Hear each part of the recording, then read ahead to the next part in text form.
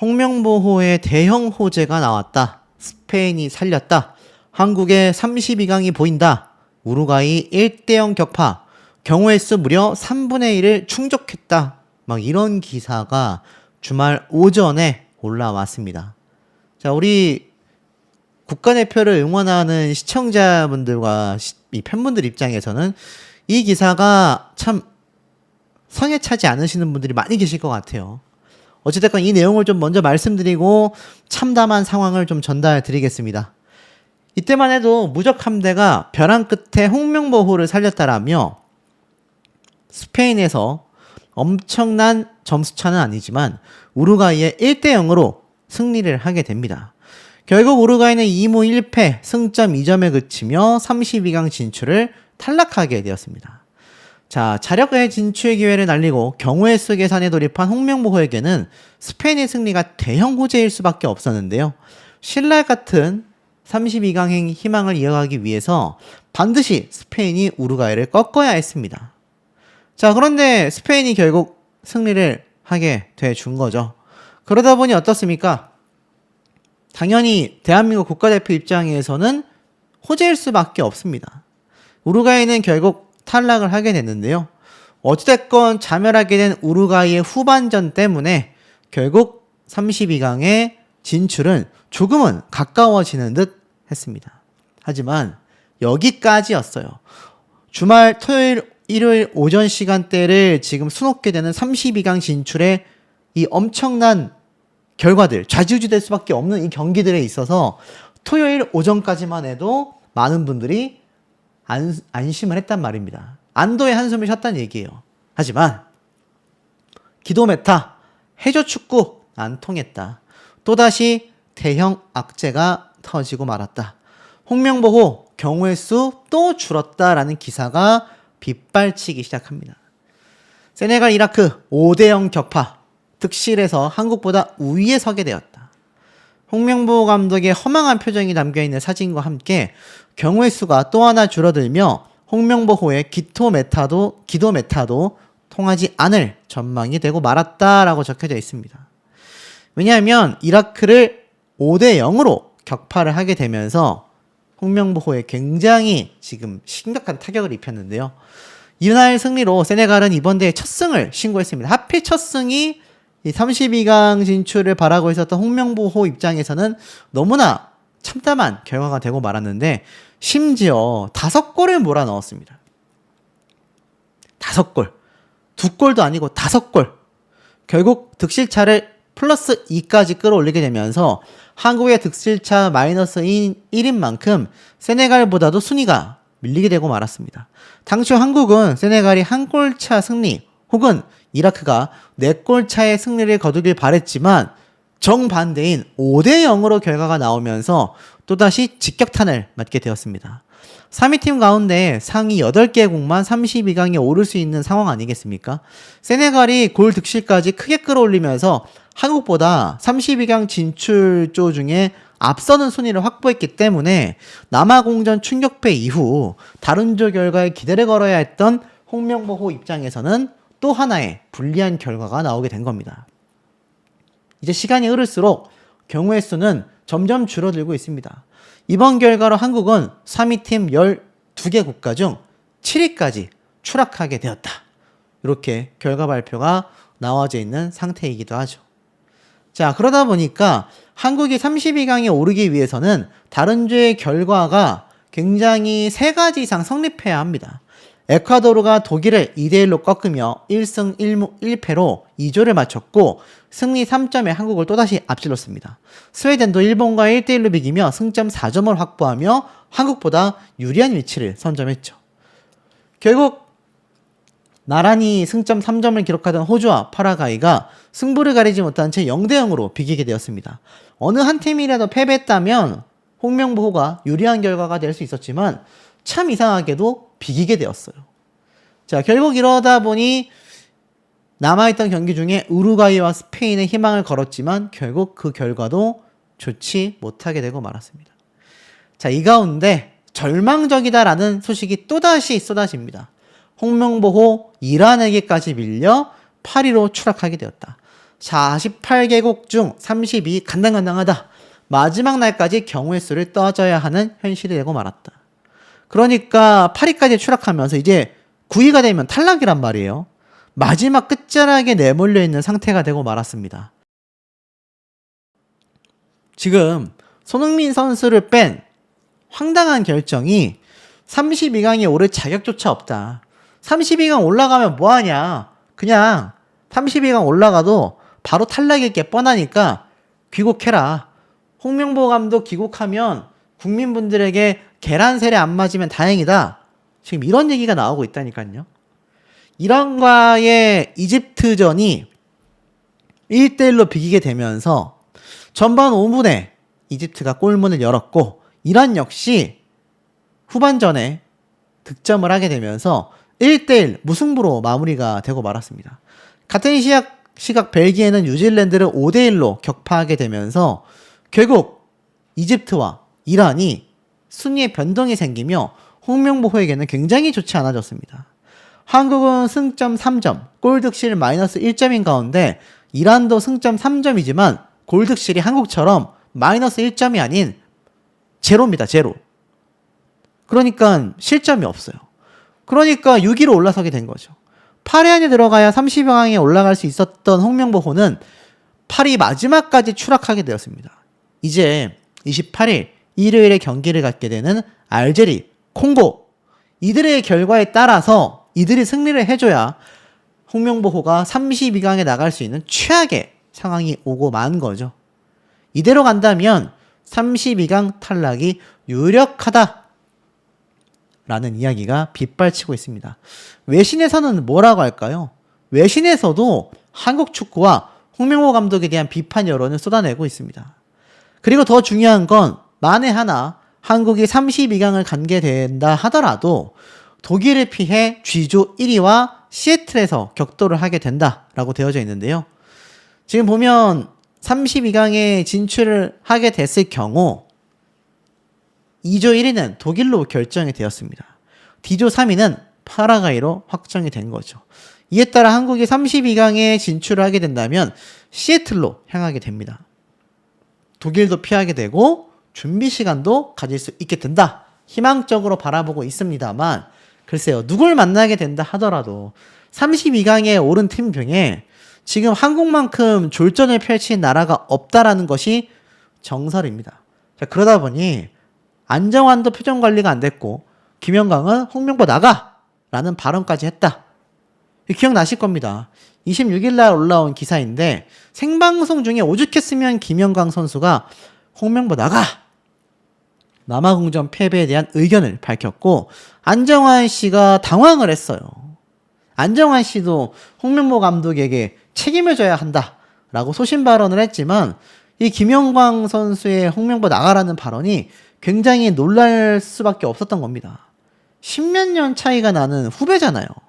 근데 생방송 틱톡 컨텐츠에서 출연진들의 솔직한 반응이 이어지고 있던 와중에 중요한 건 32강의 경우의 수가 있다 하더라도 확률도 높지 않다. 손뼉을 치면서 홍명보 나가! 3일이 남았지만 그 기간 안에 뭔가가 빨리 이루어져야 한다. 예상치 못한 발언의 현장은 순간 얼어붙게 되었고 함께 출연한 안정환 씨도 당황한 기색을 감추지 못하면서 이거 라이브죠? 라는 반응까지 보이게 되었습니다. 오죽했으면 안정환 선수가 뭐라고 한다라던가 뭐 저는 그렇게 생각 안 한다라던가 그런 커버 없이 그렇다고 동의하기에도 입장이 곤란하고 그렇다고 내버려 두기에도 황당한 이 상황을 굉장히 좀 시청자분들도 당황스러울 정도로 화면에 잡히게 되었다라는 겁니다. 사실 안정환 씨도 이미 홍명보 감독에 대해서 월드컵이 이렇게 답답한 경기가 또 있었나 참혹했다. 의욕도 없어 보이지 못했다. 전술 자체가 없었다. 타이밍도 맞지 않았다. 절실함도 없었다. 많은 비판을 해냈고 결국 팀을 만드는 건 감독이다 라는 쓴소리를 했는데 그럼에도 이 김연광 선수의 홍명보 나가 라는 발언이 안정환 선수를 당황시킬 정도로 후배들이 바라보는 홍명보 감독은요 선배고 뭐고 간에 감독으로서의 자질에 굉장한 비난을 받고 있다는 겁니다. 혹자들은 국가대표 감독이 어디 쉬운 자리인가 뭐 그렇게까지 비판을 쏟아내냐라고 말씀하실지도 모르겠지만 대다수의 국민분들이 김연광 선수의 마음과 굉장히 비슷한 상황이 아닌가 싶습니다. 자, 더불어서 1승 재물 착각이 부른 대참사다라고까지 이야기한 것이 바로 송종국 선수 되겠습니다. 자, 송종국 씨라고 할게요. 이제는 선수가 아니니까. 여기 보면 남아공전에 완패를 한 건 패싱 게임이 실종됐기 때문이다. 아니 지고 있는데 왜 전술의 변화가 없었나라고 아주 날카롭게 꼬집기도 했습니다. 안정환, 이영표, 거기에 이어 송종국까지. 과거 2002 월드컵을 함께 했었던 태극전사들이 왜 다 홍명보 감독을 비판하고 있겠습니까? 내용을 좀 살펴보면 이렇게 이야기를 합니다. 패싱 게임이 전혀 이루어지지 않았다. 원활한 패스 전개를 하기 위해선 공을 받는 선수의 유기적인 움직임이 선행되어야만 한다. 그러나 이날 한국은 항상 주는 선수가 먼저 움직이고 받는 선수의 반응이 늦어지게 되었다. 2차, 3차로 연결되지 못한 채 번번이 그 흐름은 끊기게 되었다. 라고 이야기를 했습니다. 그리고 전방으로 향하는 빌드업이 차단되니 최전방도 고립되게 되었다. 밀집 수비를 예상하고 전반전 손흥민 대신 오연규를 투입한 벤치의 판단 자체는 납득할 수 있다. 하지만 백승호, 황인범은 물론 후방 수비진까지 패스 미스가 쏟아지며 오연규는 공을 제대로 잡아볼 기회조차 없었다. 이재성의 결장도 뼈아팠다. 공격에 윤활유 역할을 해줬던 선수이기 때문이다. 공격 전개가 더욱 둔해질 수밖에 없었다. 하지만 한국 수비진은 남아공에 비해 뒤로 물러서게 되었다. 우리의 수비 조직력은 낙제점이었다. 전반에만 무려 10차례의 슈팅을 허용했다. 수비의 기본 원칙은 상대가 빠른 역습을 시도할 때 전방이나 측면에서 즉각적으로 각을 좁히며 강하게 부딪혀주는 것이다. 하지만 우리 수비수들은 남아공 공격수들을 상대로 페널티 박스 쪽으로 끝없이 물러나기만 했다.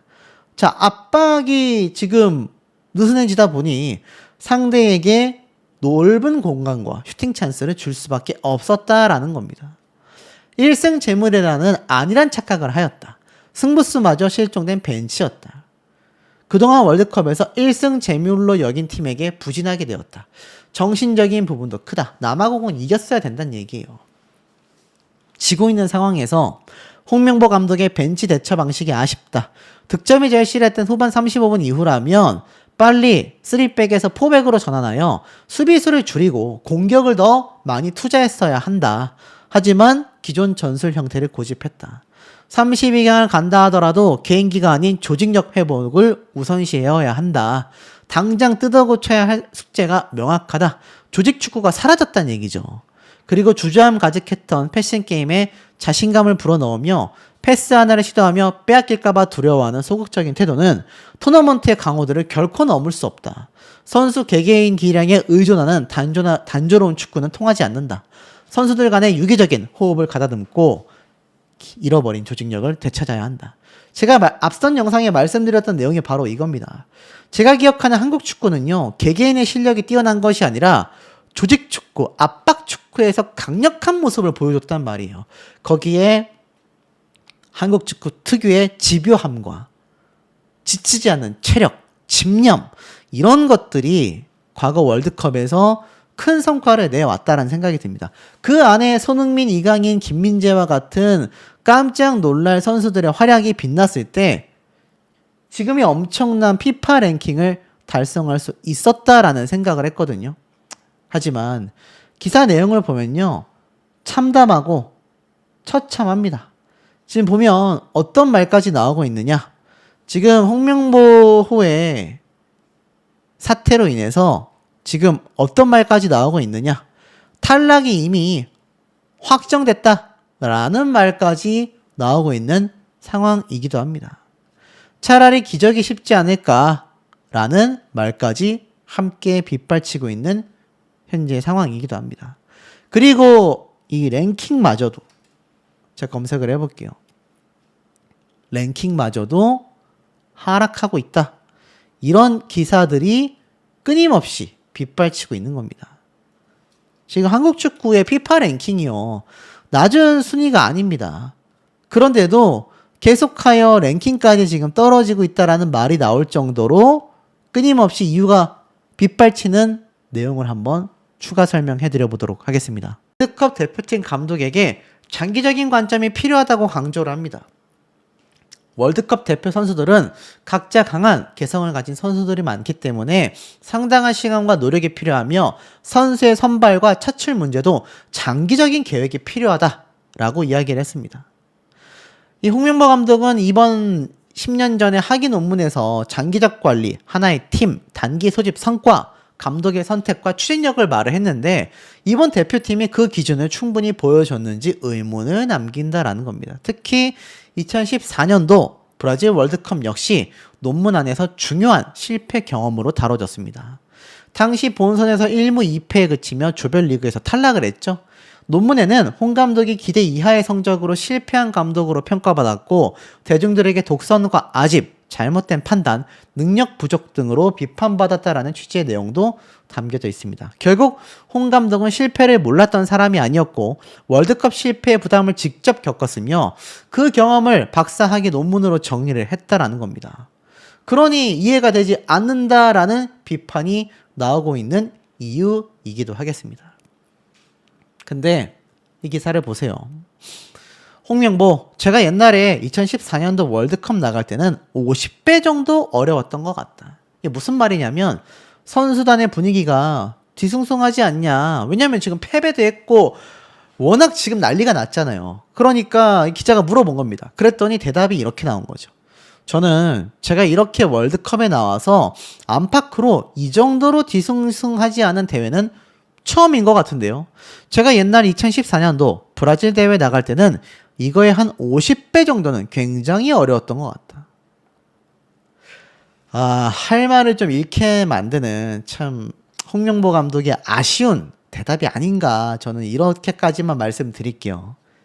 오죽했으면 댓글 반응에 충격적이라는 말이 너무 많이 나오고 있습니다.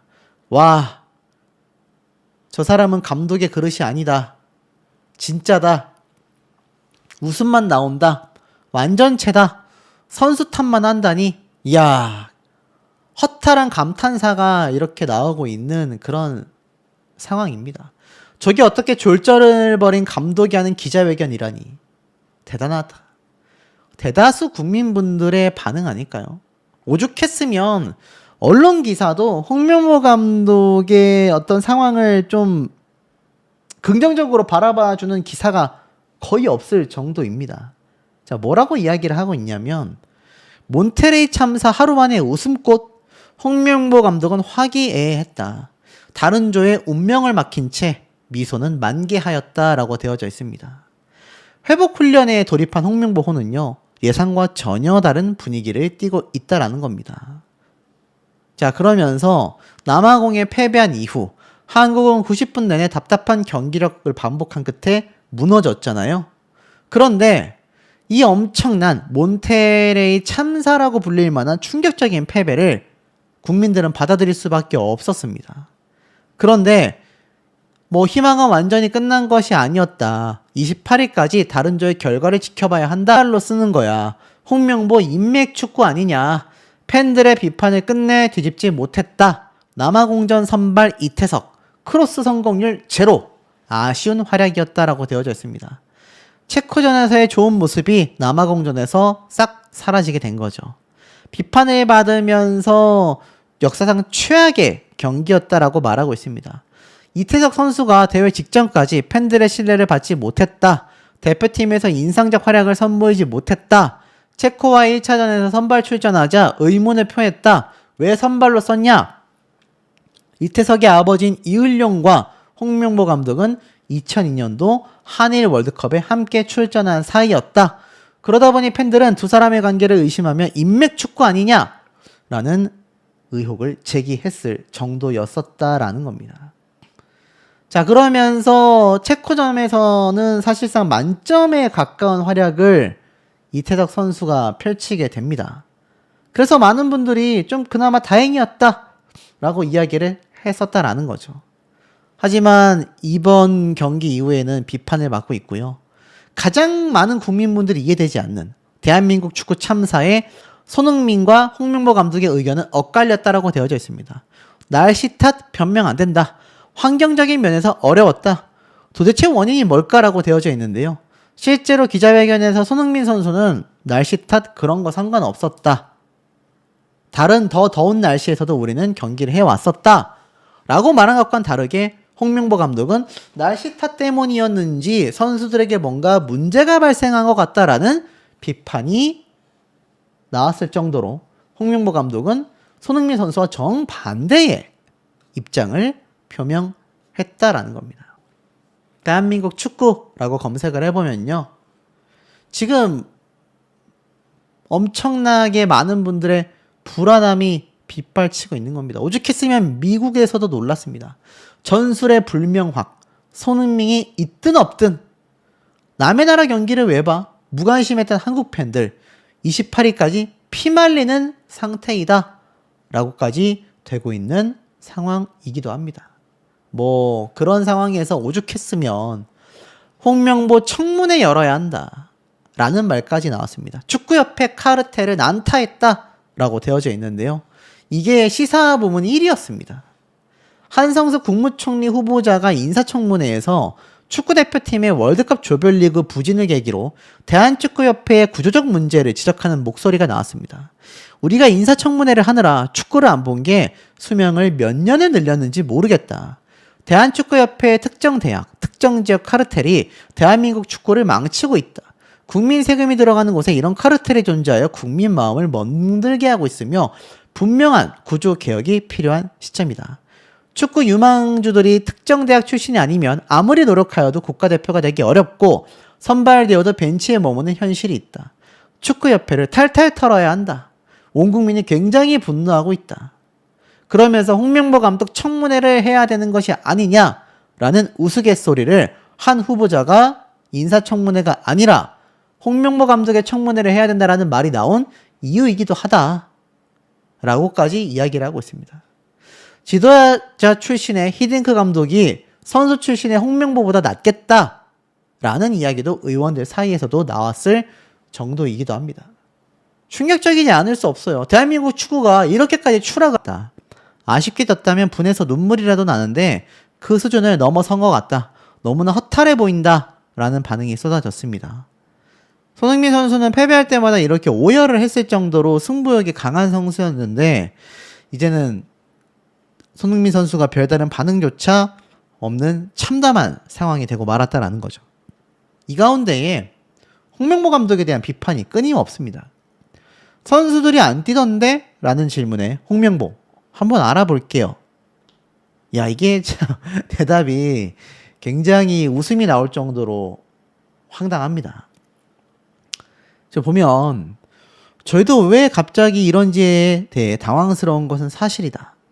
선수들이 왜 제대로 뛰지 않았냐라는 질문에는 한번 알아봐야 될 것 같다 라고 이야기를 했습니다. 아니 감독이 그걸 알아보겠다라는 말 자체가 이게 정말 감독으로서의 자질이 뛰어난 건지 많은 국민분들의 의문점을 던지게 만드는 그런 반응 대답이 되고 말았습니다. 답답할 수밖에 없는 거죠. 오죽했으면 기사에서는 한국 축구를 위해 마지막 봉사를 하겠다던 홍명보 감독의 연봉은 20억도 아닌 37억이었다. 해외 매체가 추정하기로는 48개국 사령탑 급여 순위에 16위, 일본 감독의 2배에 달하는 연봉을 받고 있다. 많은 분들이 홍명보 감독의 연봉이 20억이라서 이거 감독 사퇴 안 하고 있는 거 아니야? 이런 비판과 비난이 쏟아졌는데 20억도 아니고 37억이었다니 한번 알아보도록 하겠습니다. 한국 축구를 위해 봉사하겠다라고 말한 홍명보 감독은 자진 사퇴할 의사가 없음을 명확히 했습니다. 잇따른 졸전으로 여론이 최악으로 치닫고 있음에도 끝까지 대표팀 지휘봉을 놓지 않을 생각입니다.